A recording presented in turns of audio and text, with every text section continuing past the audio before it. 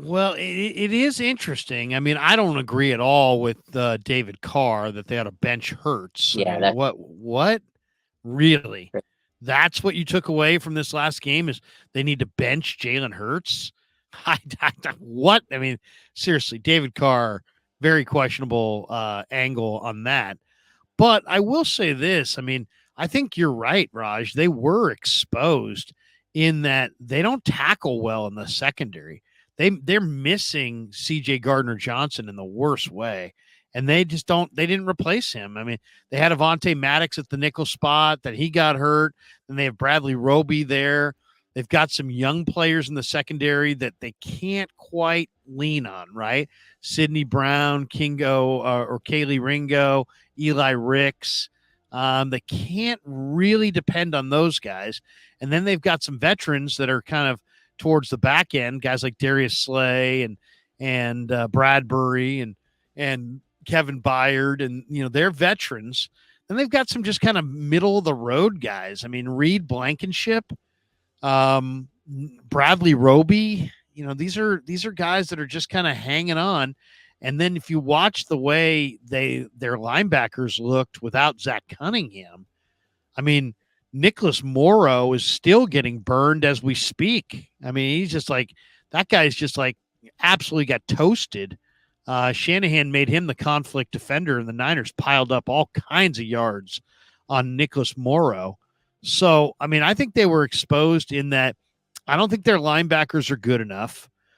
They miss that enforcer in the middle of the field. The Niners just absolutely owned the middle of the field against them. I mean, you name it, all the Niner receivers are just running across the middle with total confidence. Now, the Eagles still have a great kicker.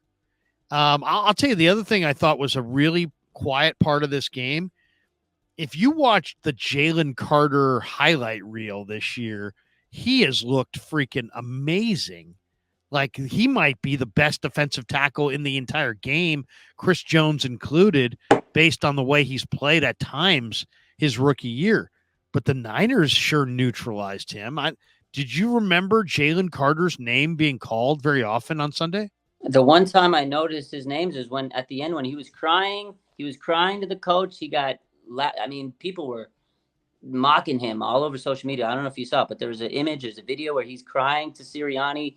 And after the game, he went on social media and he's like, I don't care if I cry at this game. I'd rather be crying than being broke or something, like crying about losing than crying being broke. He got neutralized. The 49ers did a good job of neutralizing that defensive line. Hassan Reddick, he was nowhere to be found. The 49ers they beat him. They bullied him. Trent Williams, this offensive line, Colton McKivitz, everybody just did their job, and they could not get past the big linemen of the 49ers. And everybody talks about how great, the Eagles linemen are and how good, Hassan Reddick and all these guys and their offensive line. It didn't look like they were the better team. It didn't look like they were the better, team in the trenches, because one thing we talked about all week leading up to this game was it was going to be a battle of the trenches. Whoever wins that battle wins this game. And 49ers won that battle. I think the 49ers, I saw a stat, they had 46 pressures on the Eagles. That's crazy. 46 46, pressures. man. They dominated the trenches. Bottom line, I heard nothing about Jalen Carter other than the fact that he was crying at the end of the game. That's it. What was the biggest surprise to you? Good, bad, Niners, Eagles, either direction. Just if I just said to you the surprising aspect of the Niners 42-19 win over Philly. The surprising thing, it was easy. It looked like it was easy after the first quarter, where they pretty much, they struggled a little bit. They had a 6-point lead, and the Niners had negative 6 yards. To me, the adjustments they made were incredible, Larry. Like, I was like, wow. After that, they didn't look back, and they just shut them down. I thought it was going to be more competitive. Thought it was going to be closer, but the Eagles just had no answer for the 49ers over the middle. Deebo Samuel. And just when you thought they were going to have a little bit of momentum, the 49ers just kept pushing. And the other really big takeaway that I loved at this game was how aggressive Kyle Shanahan was. Like, he usually plays safe, a little conservative. He plays not to lose. No, he was aggressive. He put the pedal down to the metal, and he kept on trying to score 6 unanswered touchdowns. Like, that was crazy.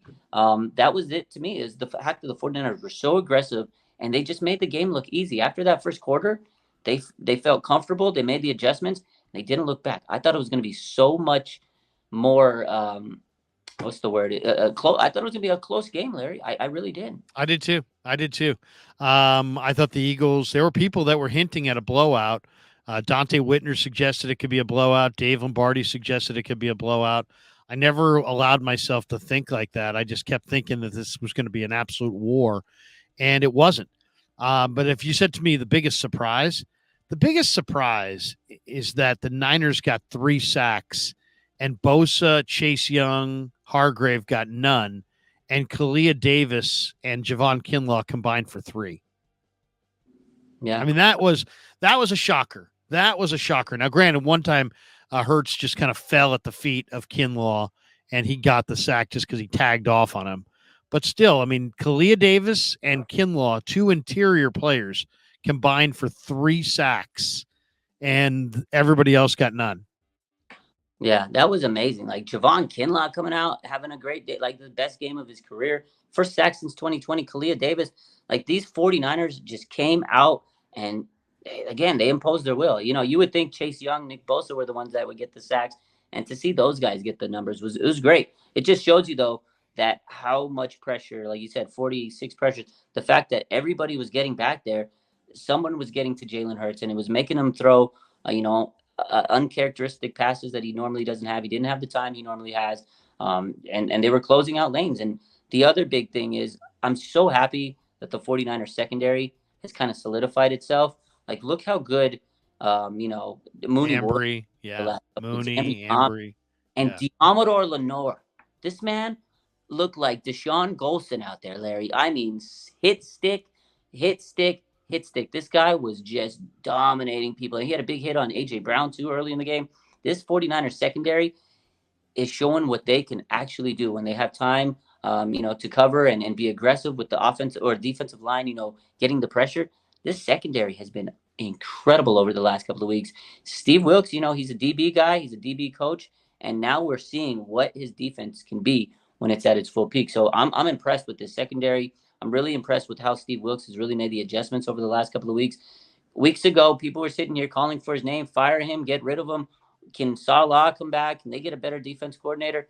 He looks like the best defensive coordinator in the NFL right now. It's incredible, Larry. Well, I'll tell you, the other thing that was a surprise to me, Raj, was that the Niners, I felt like, won on both sides of the line of scrimmage. Last year in the matchup, Eagles ran, for almost 150 yards, and the Eagles piled up a bunch of sacks and knocked out a couple quarterbacks and just made a huge impact. This time, the 49ers held Philly to 2.6 yards per carry. The Niners offensive line opened up run lanes to the tune of the Niners ran for 150 yards and 5.2 a carry. And then hits on the quarterback. I mean, the Eagles last year were a monster. They had 70 sacks and all kinds of hits on the quarterback. They had 3 hits on Brock Purdy. The Niners had 9 hits on Jalen Hurts. They had 3 times as many quarterback hits, and they ran the ball effectively, and they stopped the run. Last year, they couldn't stop the run, and they couldn't run the ball, and they couldn't block this front.